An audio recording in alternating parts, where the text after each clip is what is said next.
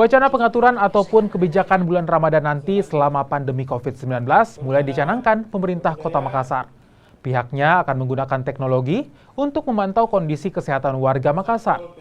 Mereka boleh ke masjid diwajibkan dalam kondisi sehat dan akan dilakukan screening dengan memanfaatkan barcode.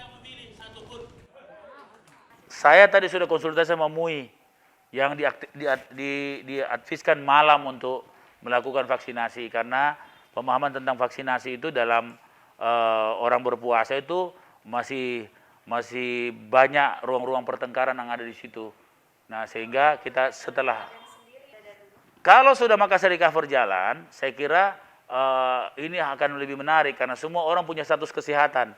Yang jelas kalau status kesehatannya entry protokolnya menolak, dia tidak bisa masuk masjid.